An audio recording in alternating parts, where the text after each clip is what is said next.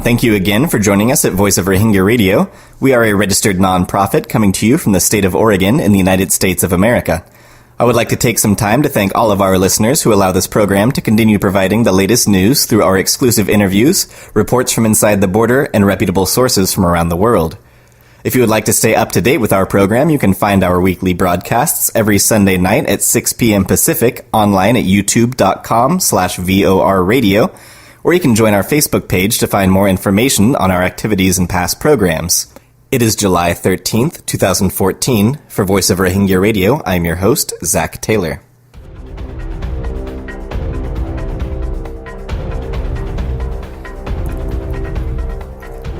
Thank you for joining us. Today we have on the program Director General for the Arakan Rohingya Union, Chairman and Founder of the Burmese Rohingya Association of North America, and Professor at Pennsylvania State University, Dr. Waqar Uddin.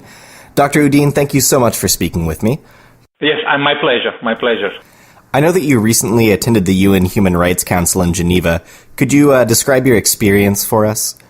Yes, I was invited to attend the 26th session of United Nations Human Rights Council in Geneva, representing ARU. That was held at the Palais des Nations in Geneva, and where delegation from the member countries and various organizations, non-governmental organizations, including OIC and others, many of them have attended. In addition to the main event of the 26th session, I also attended side events such as rights to freedom of expression, peaceful assembly and association, extrajudicial execution, and internal displaced person, and so on and so forth. Rohingya issues were discussed in some of the side events. Several NGOs have also briefed on human rights violations faced by Rohingya people in Arakan, in Burma. And particularly United Nations High Commission for Refugees has conducted a detailed press briefing on violence in Arakan state, where thousands of people continue to sail to Southeast Asian countries like Malaysia, Indonesia, Thailand, and due to abuse of exploitation, as the people are increasingly seeking safety and stability elsewhere in the region. The briefing also covered the situation on 140,000 plus Rohingya and Khmer Muslims in the camps, IDP camps, and the resumption of humanitarian assistance at small scale, but it's not near where it was before, because of the attacks on NGOs by the Buddhist mobs and local Rakhine officials, politicians in situ. During the 26th session, there was also other events such as OIC, Independent Human Rights Commission, and the Permanent Mission of OIC at Geneva. They also held meetings and events.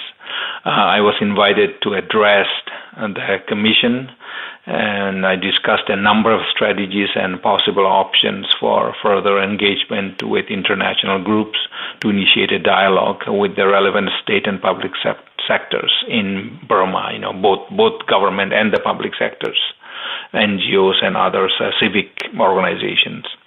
Particularly, I highlight a few things, very important issues in my briefing, in my address to the commission. I gave emphasis on the recent bill passed in the NAPIDO on banning white card holders from forming or participating in political parties. And then other things were the draft bill they are working on religious conversion and marriage. And that's the bill we are very concerned about. And of course, Nasaka returning to the region with another name as a Border Guard Police, BGP. And that's a major concern. They are doing the same old dirty jobs that Nasaka has done. I also gave a brief on the situation at that time at the border, volatile situation at the Myanmar-Bangladesh border.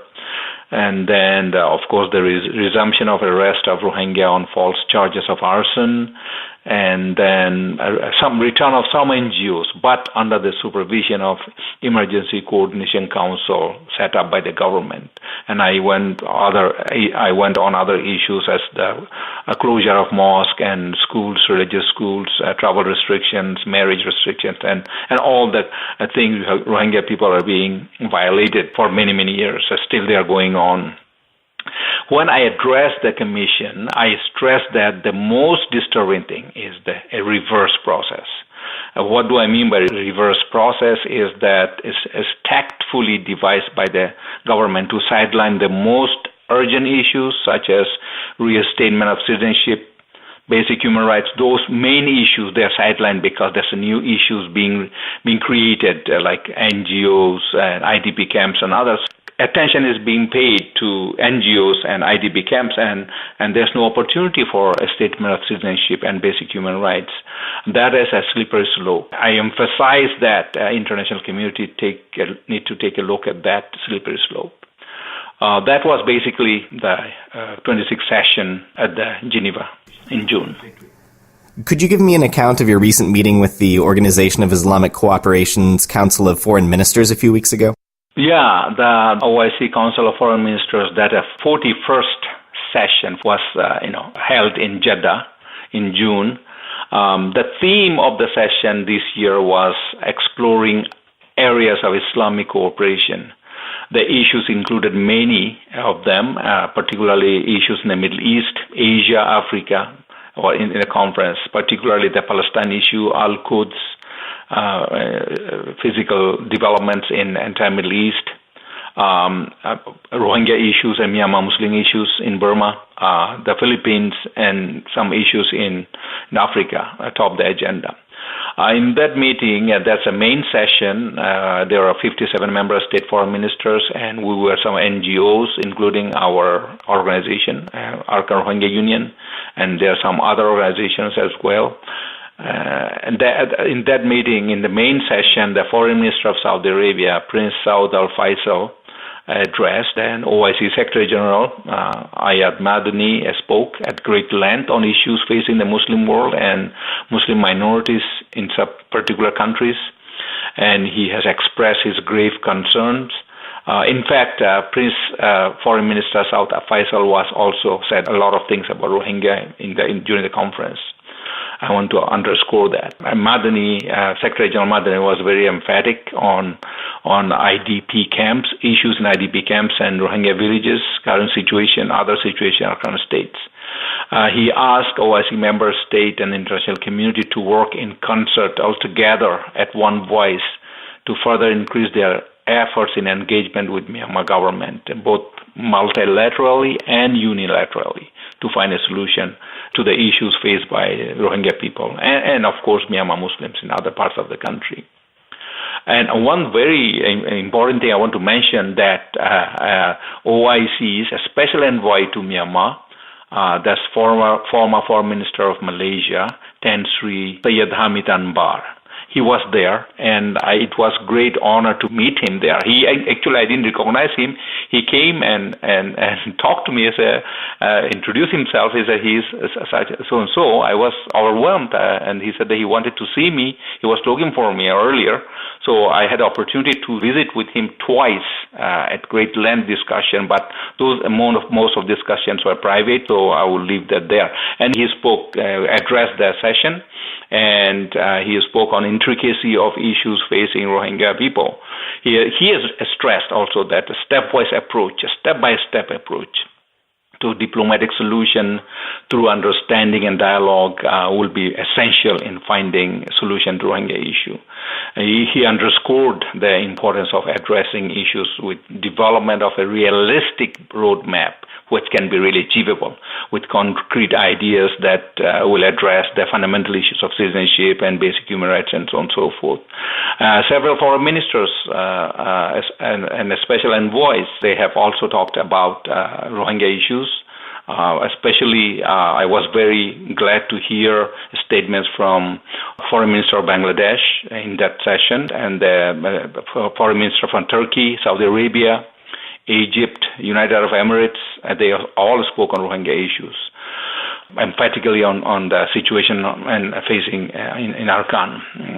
I basically provided the similar thing as I did in Geneva, the deteriorating situation in IDP camps and new developments in Naypyidaw with regard to these bills. I stressed at that point that the willpower of the government in Myanmar is very important, is pivotal in addressing Rohingya issue. Government has to have willpower.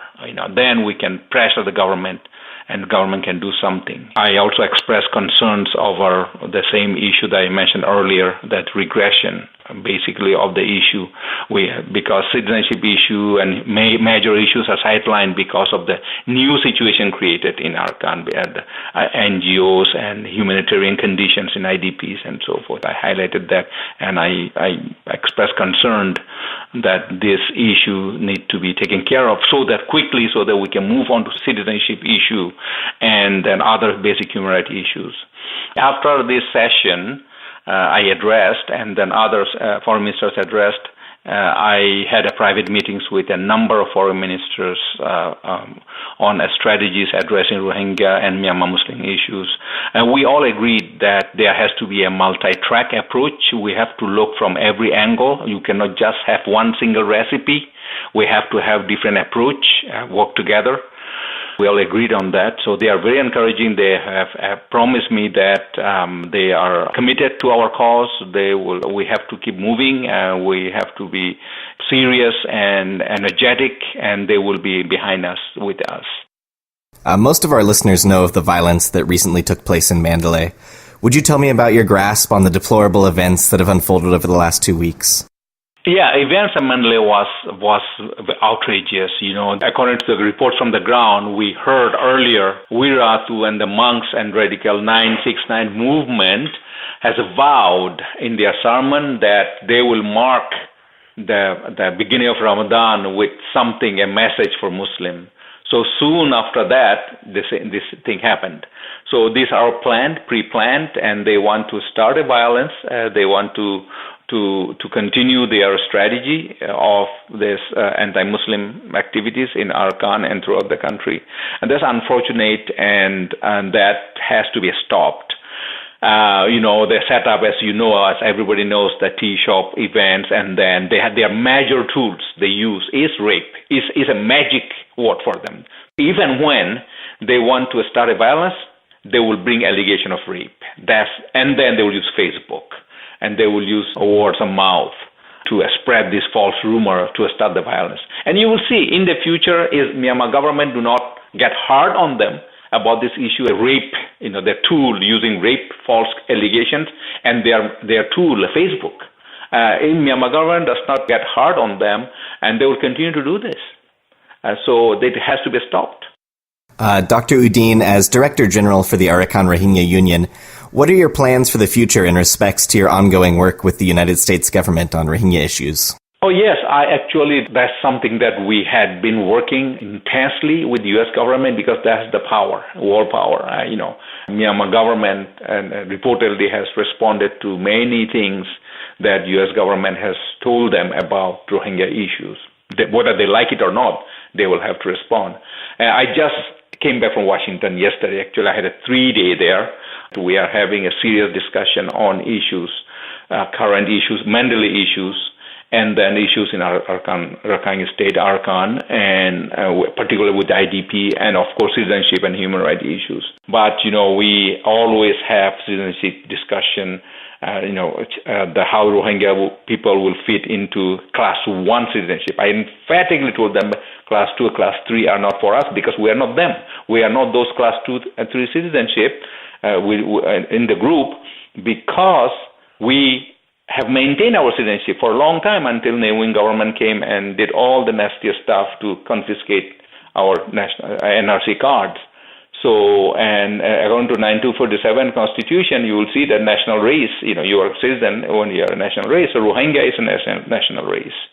So we were stressed that Class 1 citizenship is the only solution for Rohingya people. And how we do it, we have to work with Myanmar government, and Myanmar government will have to find a way, a mechanism to make that happen, that Rohingya are bona fide citizens of Myanmar, like Rakhine, like Chinka, and others. There's no naturalization. Why should we be naturalized? Rohingya people do not come from anywhere else. They are their hometowns and their own villages for so many centuries. So what is the nonsense that naturalization? So we have serious discussion about that, and American government understand where we're coming from, and they agree, and they will move forward with their efforts. We are very fortunate to have the American government seriously getting involved in Rohingya issues, and Secretary Kerry will be going to Burma soon in August, and Obama's visit is coming up I believe in November. So we have to do some planning, and we discussed issues related to that. All constructive. There's nothing that we discussed is non-diplomatic. This all engagement, dialogue, make understanding with Myanmar government and ethnic minorities, Rakhine and others, so we can be inclusive as a society. As I've reported previously, House Resolution 418 was passed unanimously. How are you carrying that momentum into the Senate? Oh, yes. I'm glad you mentioned that. We have a momentum building up right now. We're working with the Senate to have a similar version of 418. I have communicated with Senator Menendez's office, the chair of the Foreign Relations, and I will be visiting them. We will have meeting shortly right after Ramadan, and Foreign Relations Senator Menendez is going to introduce a similar version of 418 to the Senate, and we have to work really hard that to be successful, like 418, to pass sail through the Senate, this resolution. So stay tuned. We are working hard on it. That's all the questions I have for you today. Did you want to offer any closing sentiments? My closing word is a message for Rohingya people and international community that this issue is a complex issue because it's an issue that was built in 50 years, history made in 50 years of this unfortunate thing of Rohingya issues. So it will take some time to solve this issue step by step. We have to be persistent. We have to be energetic. We have to be resolute to face all the difficulties. We have to have courage. And I ask all the Rohingya people around the world to stay united, to talk in one voice, have an objective to focus in one thing, stay on Rohingya human rights, stay on Burmese government, focus in those issues, all united in one voice, and we will succeed. Dr. Udine, thank you for all of your hard work, and I appreciate you taking the time to speak with me today. Thank you very much. My pleasure. That was Director General of the Arakan Rohingya Union, Professor Dr. Waqar Udine, in a phone interview with me in the studio.